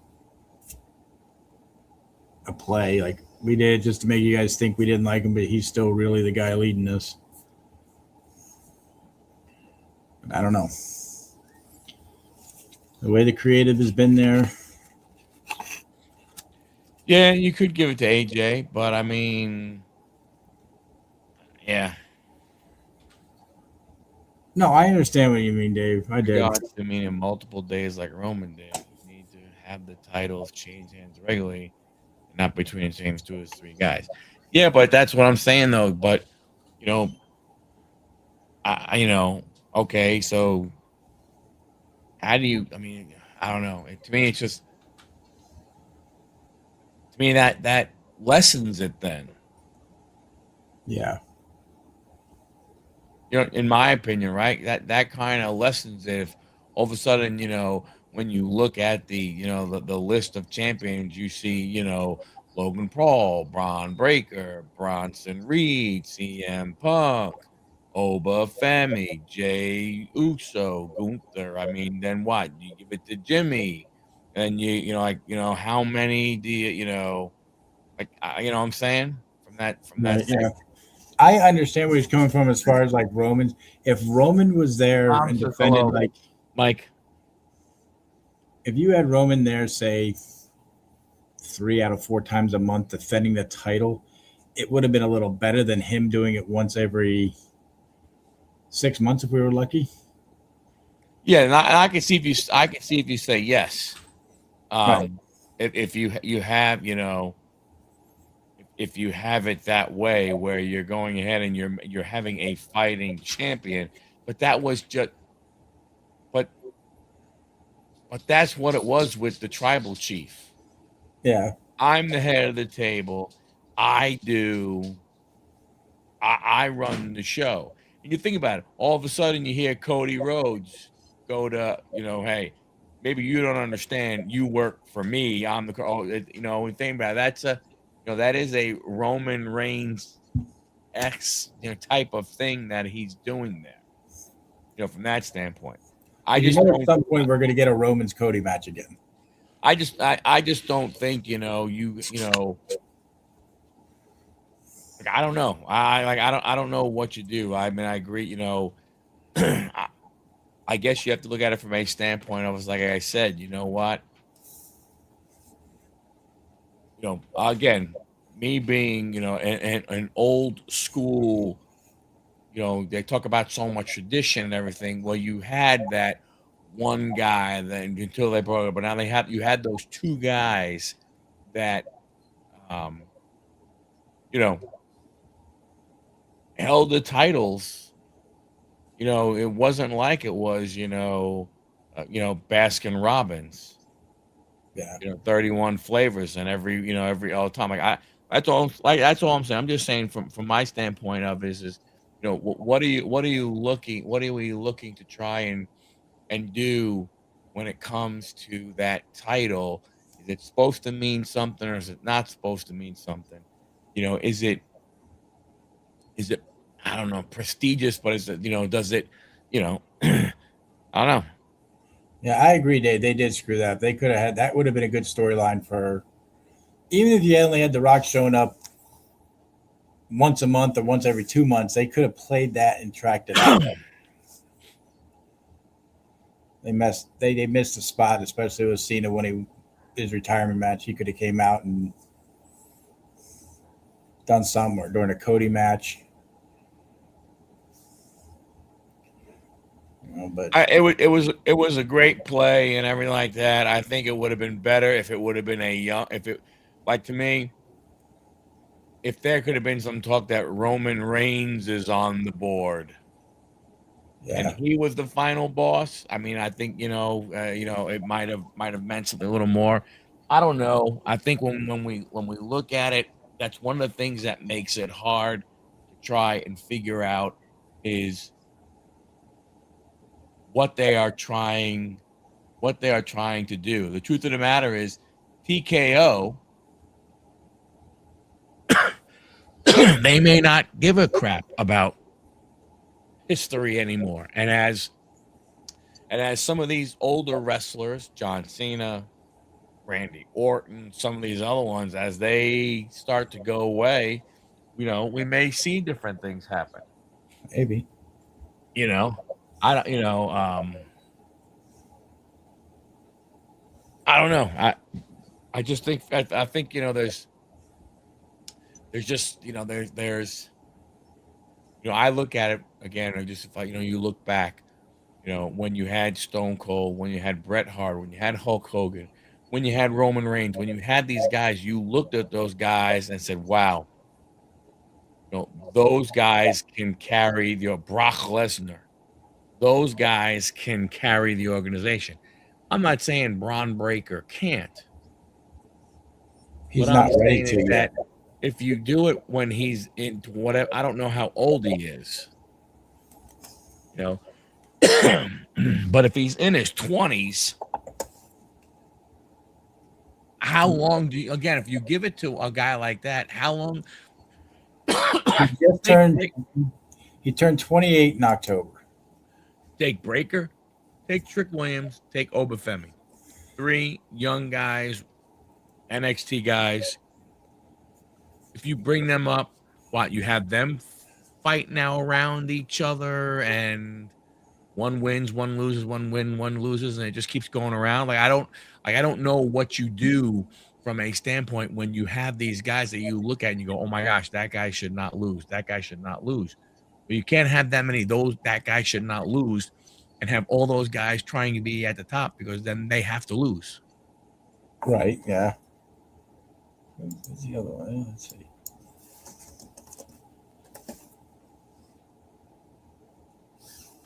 No, they don't seem to treat it. I don't know.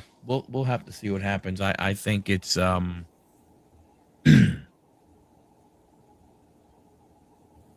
don't know how much they care anymore, and I think that is more of a TKO thing than it is a WWE thing.